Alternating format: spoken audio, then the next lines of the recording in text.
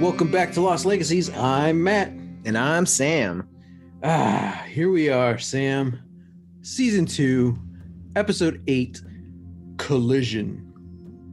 After the accidental murder of Shannon, Ana Lucia holds Saeed and the rest of the tail section survivors at gunpoint.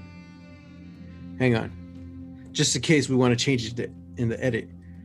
Ana Lucia holds Saeed and the rest of the tail section survivors at gunpoint? It's just I already know we haven't discussed this at all, but I do know you have thoughts on this episode. Yeah, I'm. It was a good episode, Mm-hmm. you know, and it is like one. It's good that that we're getting backstory from somebody who's not on like the main cast, who wasn't in last season, so like that's cool. Like it's kind of refreshing, instead of it being like, oh, it's another Hurley episode, or oh, it's a Charlie episode, it's like, oh, okay, like this is new character, new information, all that. And I'm like, okay, that's cool. It is just a little weird to be watching an episode about an unhinged cop in 2021. Mm-hmm. That's what I was thinking. As soon as the episode started, I was like, oh. Yeah. So this is early Emrod career, so they're like, she has to play a badass. She has to be, this ass kicker. Mm-hmm. And she fits that role perfectly, the tough girl, especially the tough girl cop. I don't know if I would say it didn't age well, but it's just different. Because it would be different if this was like where they never like what's the word, like idolize her character. Right. Like not once through this whole episode are you supposed to be rooting for her, even in her flashbacks. Mm-hmm. And like we know, even though we don't know most of the information what's going on, we can tell something's up. We can tell she's not ready to go back to the force, on top of all the stuff that we already know about her and that she killed Shannon. I think it works because of that. It would be different if it's like, oh, she's the unhinged cop who takes down the bad guys. Mm-hmm. One that just, it's very tropey, and it definitely wouldn't fly in 2021. But so I think it kind of still works because we're not supposed to be on her side. Yeah. I think they wouldn't have made this decision nowadays, even if it isn't that bad in the show. Mm-hmm. They would just avoid the topic altogether. Mm-hmm. I mean, I don't know, because like we still have cop shows. We're always going to have cop shows. Mm-hmm. Like we're always going to have procedurals. They're making a cop show set in Gotham City, that's also set in the Robert Pattinson Batman world. So it's like, okay, like they're not really going anywhere. So I think what would be different is our relationship to the story, or like to what's happening. And I mean, you're absolutely right. Like the writers really do go out of their way to sort of to make it known that like, hey, this isn't good. This isn't good cop behavior. What Ana Lucia is doing isn't right. Because that's evident by her partner, telling her to holster her weapon. That's evident by her captain, who also happens to be her mom, telling her that, she's just going to be on desk duty, and all that. So it's like, there are all of these steps in place that the writers have already given themselves to say that like, hey, like every opportunity was given and Ana Lucia still went out there, Mm-hmm. So it's like, yeah, on that front, it's kind of like, okay, like, yeah, like I'm not rooting for Ana Lucia in this. For me, it is just sort of like, it's kind of a twofold issue, where on the one end, it's like, okay, I'm watching this unhinged person go back on, take the badge, take the gun back, go out there on the streets. She killed somebody, twice. You know, she and one of them was for revenge.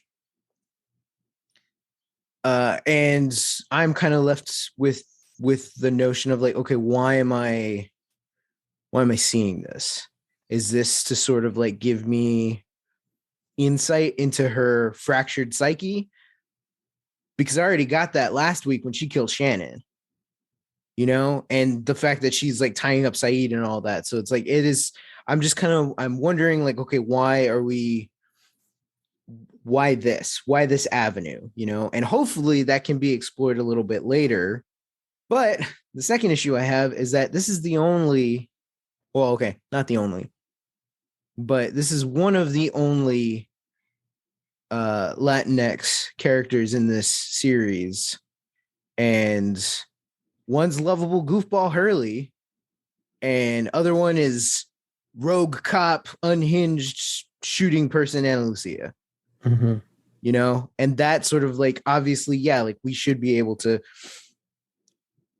play the characters that, you know, that we want, you know, and to fulfill, you know, that's like the actor's dream, you know. It's like, it doesn't matter, you know, like you're attached to this character and you know, play it to your best strengths. It's just that, you know, as far as the representation is, it's kind of like, this is what we had in I don't know, whatever year this came out, 2006 or something. Like this is what we had for our representation on TV, and this was a global phenomenon, and so that means that the entire world saw this. I don't want to say that it like makes me upset. It's just that, you know, I wasn't expecting it, especially when I saw Michelle Rodriguez like for 2 episodes being like, okay, she's kind of a conflicting leader, but you know, she's got some good reasons, you know. And then now all of a sudden it kind of does feel like a heel turn, and it's like, oh, okay, yeah, now we're in it, you know, now we're in this, you know, now we're in this mess. So yeah, so it's not to say that I didn't like it, that I didn't enjoy the performance of the episode. It is just it's just a conflicting one that I have. Yeah. I mean, it's like there's nothing wrong with feeling that way. It's all valid feelings. I feel very similar. At the same time, I look at it and saying like, man, Ana Lucia could have been played by a white actor, you know? I mean, yeah. And that right. would have, I think that would have been even more problematic. An unhinged white cop, you know? But I mean, as long as the unhinged is in there, it's going to be bad. So I don't know. Like, I see what you're saying. I try to keep it, one, it's like, okay, the show is 15 years old. So it's a different mindset. In a lot of ways, this show is very progressive in the way it was diverse, but then also like not, I mean, because like look at the character Saeed, and we talked about this last season. Oh, you have one Middle Eastern guy, so you make him an Iraqi soldier who possibly terrorist. Now we know that he wasn't, but he went undercover as one. You know, that right there seems like what. Okay, you know, yeah, the one Middle Eastern guy, of course you would give him that story. But at the same time, the context of it is this was George Bush Jr., who I just realized some people call President Shrub because he's a little Bush. Yeah. So this was President Shrub era, just right off the heels of 9/11. So to have a Middle Eastern man as one of the main characters right then and there is ballsy. And then also to actually have him as an Iraqi soldier who tortured me is like, okay, all right, like I see what you're doing. There wasn't as big of a leap in like creativity and trying to send a message, I think, when they cast Michelle Rodriguez. I'm actually wondering if they just cast her first and then wrote the character for her. Oh, that's because she did show up in the finale. Remember that? Yeah. I'm willing to bet that's what they did. Like, yeah, so it's like they cast her, they give her that scene with Jack, mhm. and then once they go into writing season 2, like, okay, what's Ana Lucia's backstory? Like, Yeah, yeah, I I can could see see that, that. but then at the same time, I could also see Michelle Rodriguez saying like, "Well, I kind of want to know what my character is before I commit to this." Yeah, You know what I mean? yeah, So I don't know. It could go either way. So I mean, yeah, definitely. We always want more representation, but even with a cast this large, we can't have the good and bad, like every ethnicity portrayed the good and bad version, you know? Because right now we got Hurley and Ana Lucia. That's our brown representation. yeah, Or well, technically, I guess Saeed's brown, but different kind of brown. You know what I mean? yeah. So a lovable goofball, yeah, that's his story. If he's the only one, okay. But now we have Ana Lucia, someone who paints us in more like a negative light. Mm-hmm. uh I don't know. I'm okay with this. This is an example of where I'm okay with it. Mm. Um Like, here's the thing. Like, I am also coming at this from the angle that, like, I haven't seen this before, mhm, and so this is all still unraveling for me. So, it could very well be that that there's something more nuanced, or that, like, we're not seeing all of the pieces on that, that will get, expounded on later, mhm. which, and that's fine. My just initial reaction to the things that I'm seeing was a little bit like, okay, cool. Yeah. Not what I was expecting. Yeah. Yeah. Yeah. It's,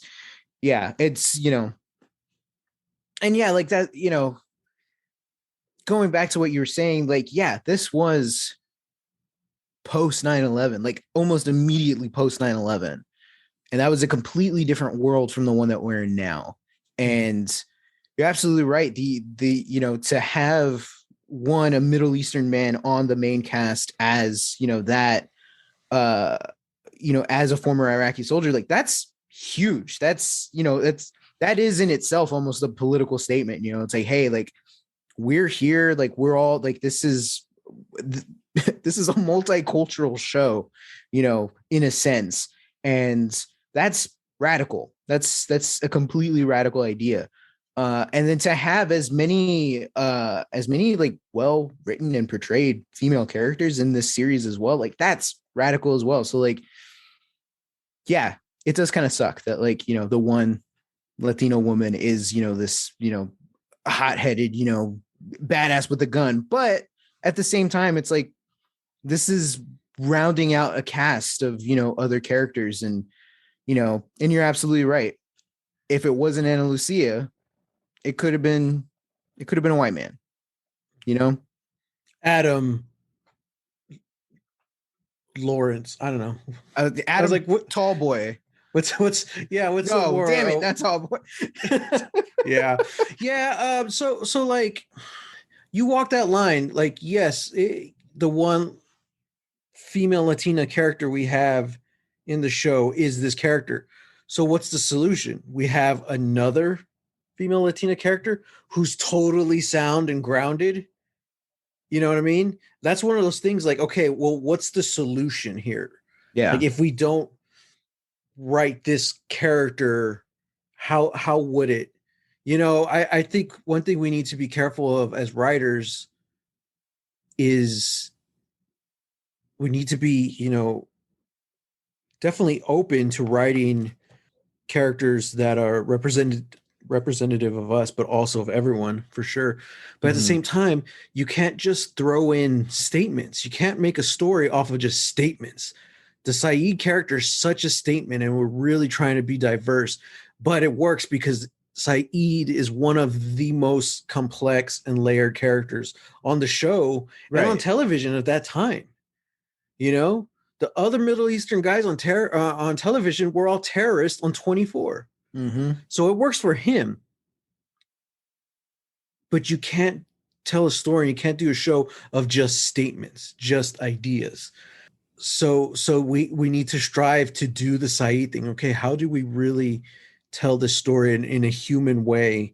And Mm-hmm. I'm all about that. as a writer, I love, as a writer, as a dungeon master, as an actor, I love tropes, but only if I'm allowed to break them.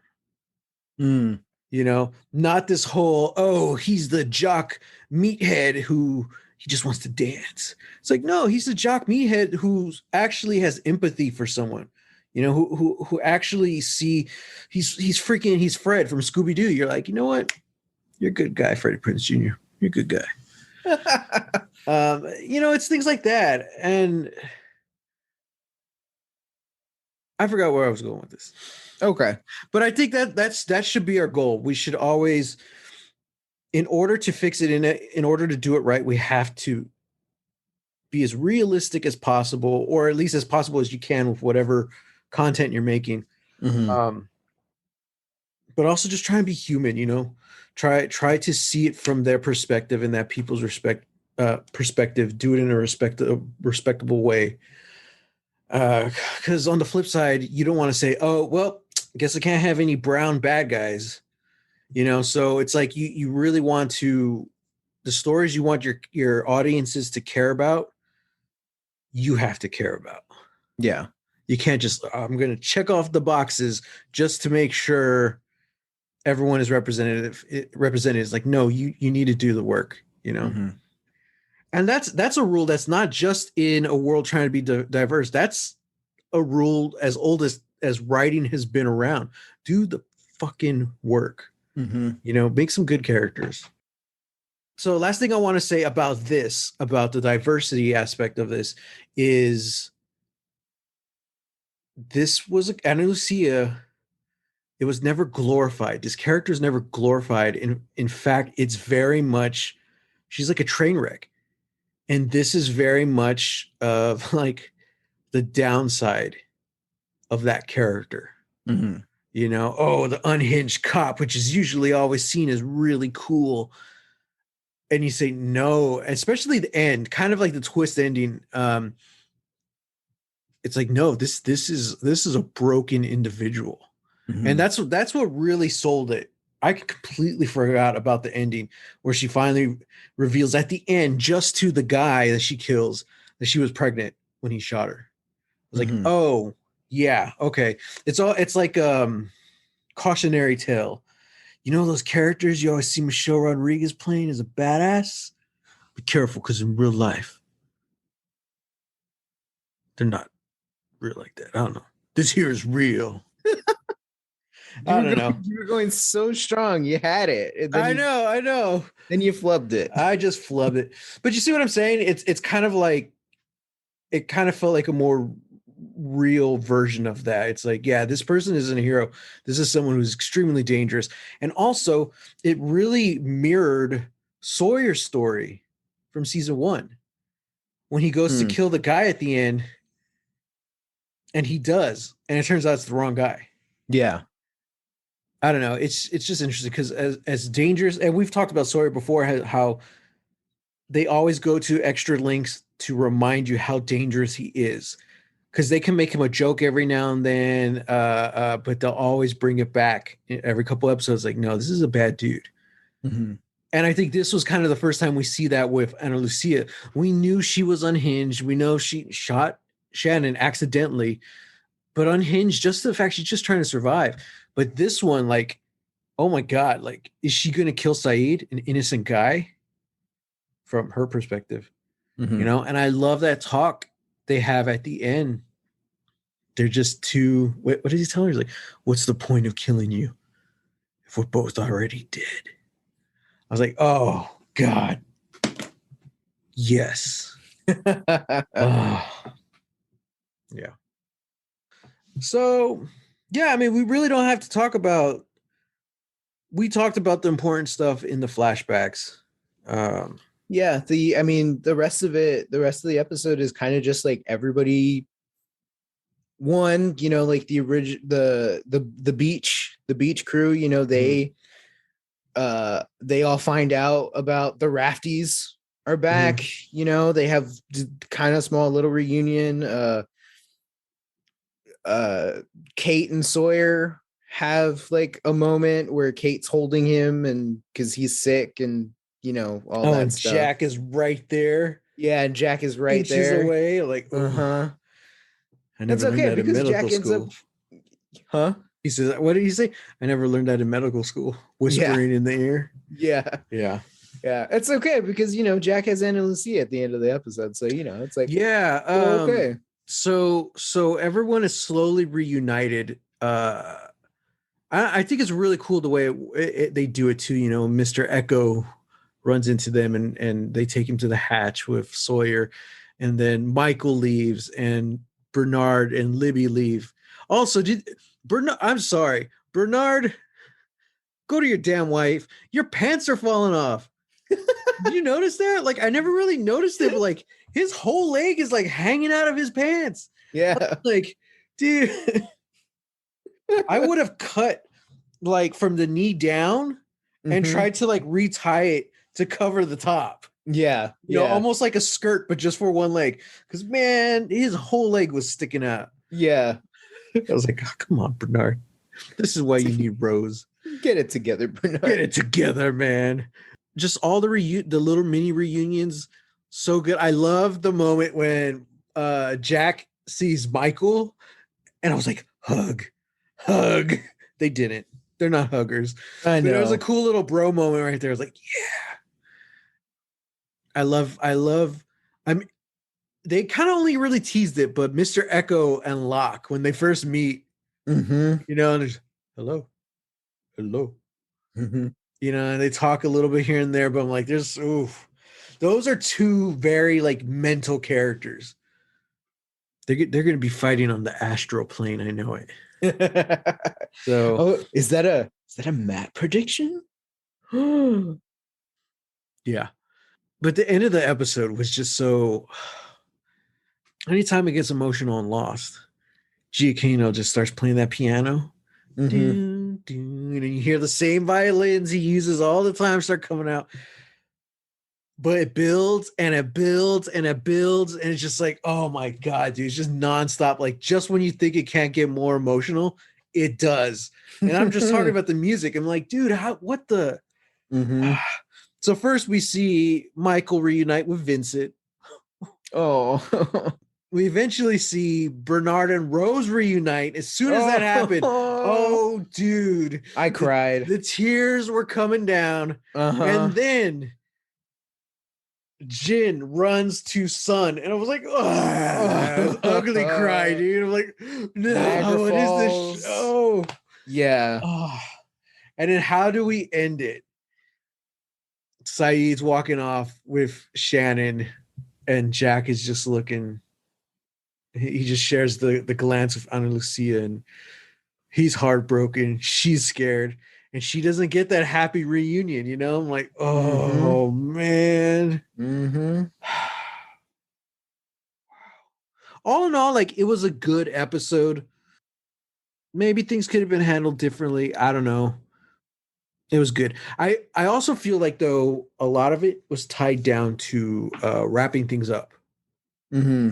Because this was episode 8. So we are now 1/3 of the way through the season. I guess you could say that's act 1. And it really felt like it too, because once this episode ends, a lot of those loose threads have been like tied up, really. Yeah. All the cast and characters are reunited. We haven't really seen any of the effects of the Tailies and the beach survivors, but they're reunited now. A lot of those little threads were solved just by the two parties finally meeting. Mm-hmm. And the fact that they wrapped up the whole Shannon death in one episode, we know there's a good chance Saeed's probably not going to come back and kill Ana Lucia later, because he straight up, he knows her pain and let her, maybe.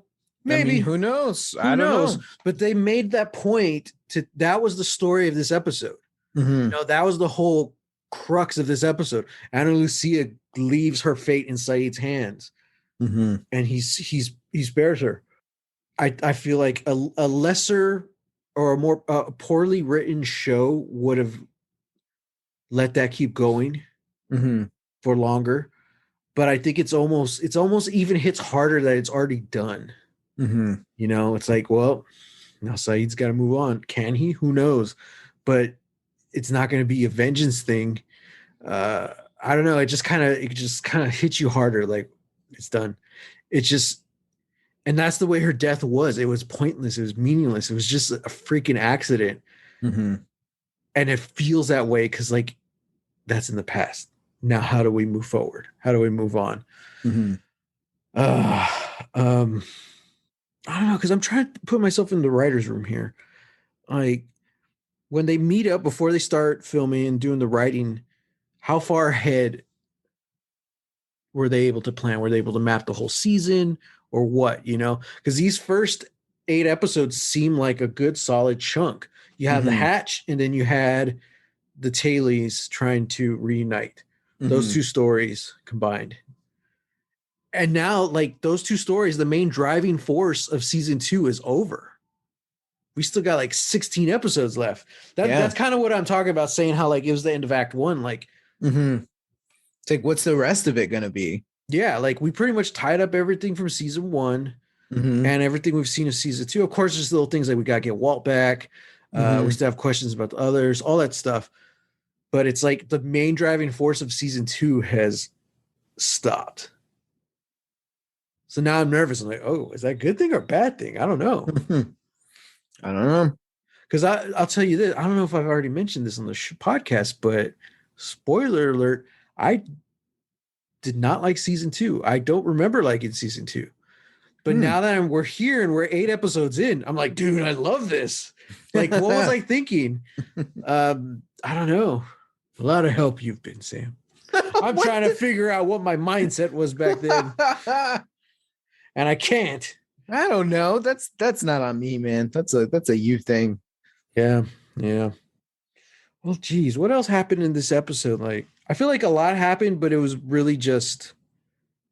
I mean, it was all tied. It was all tied to the situation, you know, of getting, you know, Ana Lucia wanted guns, so they were gonna go trade guns for Saeed, you know, all that stuff. And it's like, yeah, there was no real like B plot this episode. Yeah. I guess you could say like the flashbacks, but even then, I guess the flashbacks are supposed to enforce or just, I guess, enforce the A plot because that's usually the character we're following.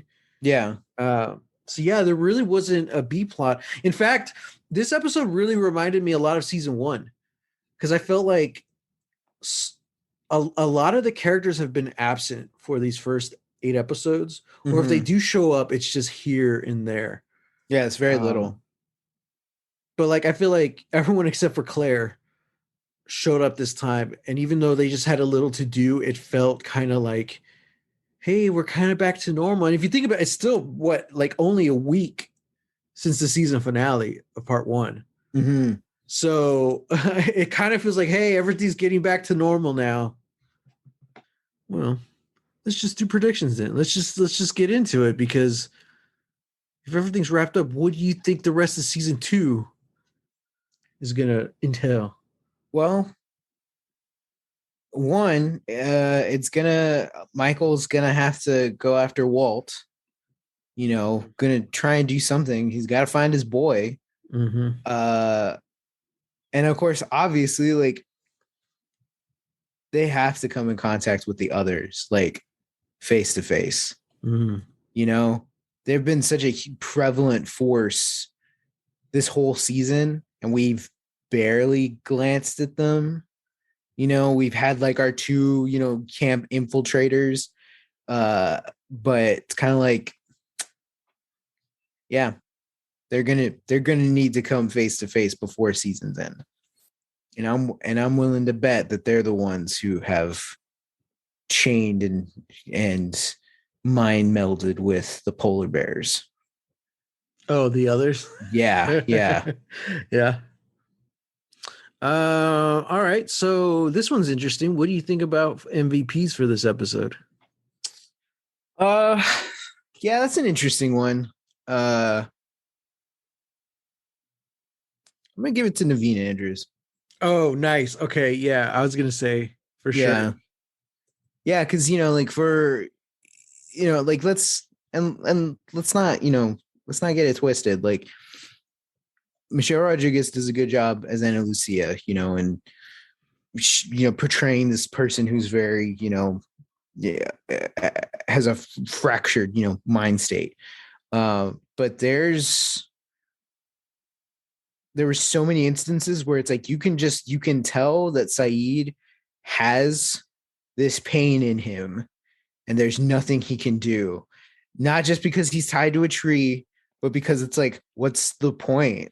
Mm-hmm. The woman he loves is dead. Like there's nothing. Mm-hmm. There's nothing left for him to do but just feel. And so when he's sitting there tied to that tree, you're like, oh man, yeah. And then it's like the whole last, conversation they have with each other, it is like, Ana Lucia wants her pain to stop, and Saeed's like, it doesn't. Mm-hmm. And that's not going to stop it. And he acts with the eyes, Sam. Mm-hmm. He has those big puppy dog eyes that just Mm-hmm. say, put me down, put me down. Mm-hmm. And you could tell, and he even mentions that later. He's like, that's what he wants. He's like, maybe that's why you're here. Mm-hmm. You're meant to, I forgot what he says, end me or whatever. Mm-hmm. I want to give the second MVP to Michelle Rodriguez. Okay. Because it was her episode. But I don't know. I didn't. Here's the thing, and I don't think it has anything to do like with her I'm not giving it to her. Okay. And I mean, this is a podcast. It's not really important, but I'm treating it like it is because it is to me, damn it. But the reasoning is it's not because it's anything she did wrong or anything, but I just feel like she didn't really have the material to do it. Everything on the island were like, what are you doing? What are you doing? And then everything in her flashback were like, what are you doing?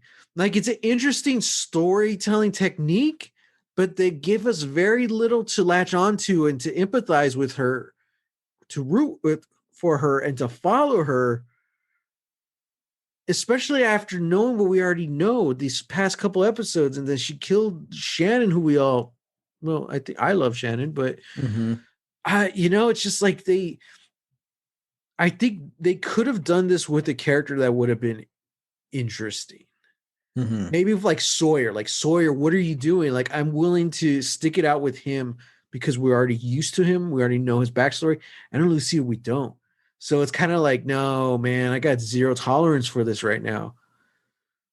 Maybe if we had seen the same story before she killed Shannon, like if this episode, like if her flashback episode had ended with her killing Shannon by accident, that would have been interesting. Yeah, that would have been interesting.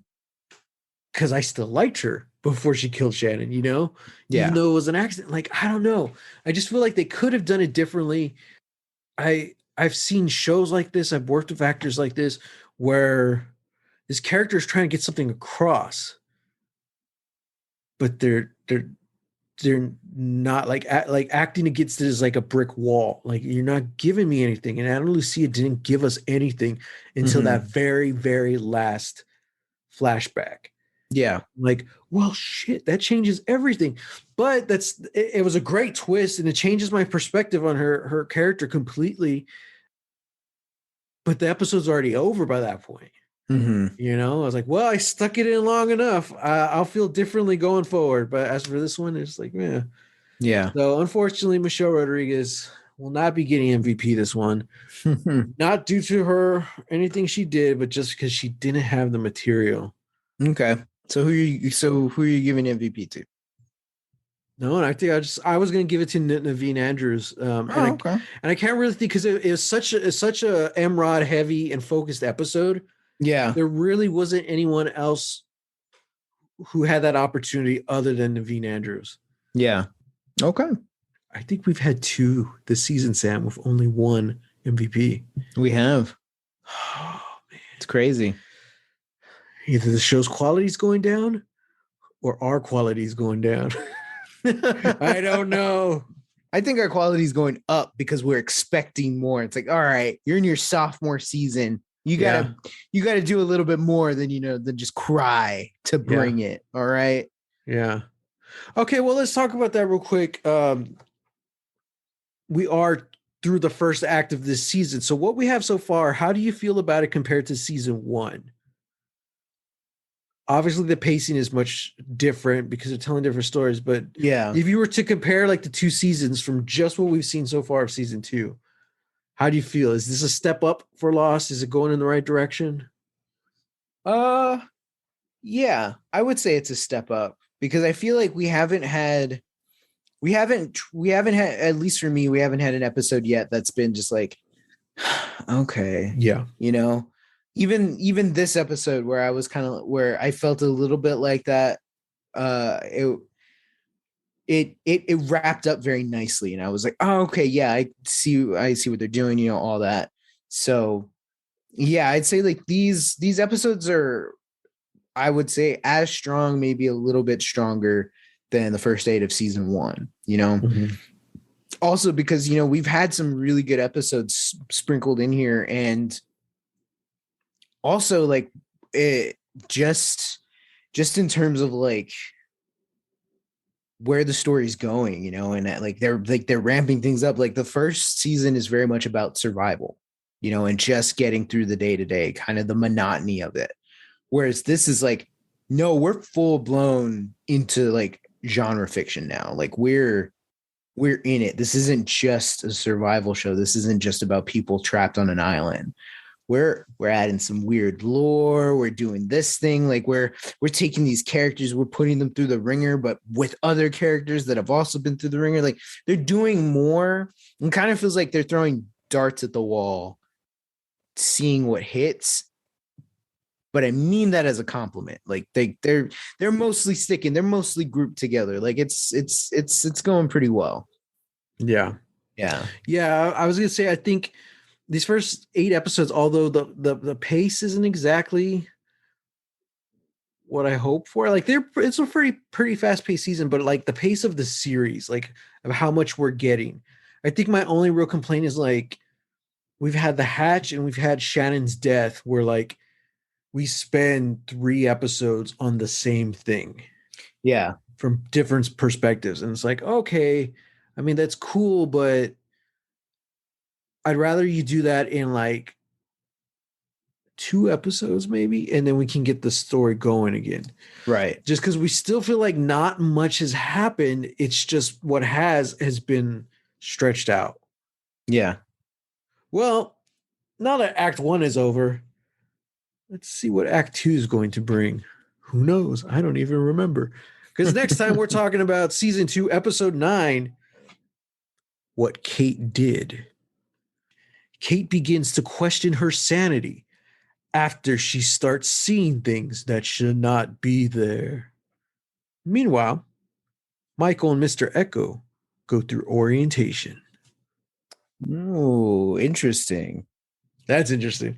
I just threw that in there because I was like, yeah, sure. There you go. So, and I'm not sure. Let me double check, but I think this next episode is, let me see here.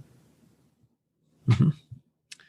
Yeah, this next episode was technically the mid-season finale. For some reason, they ended 2005 with this next episode, and then come back to like January.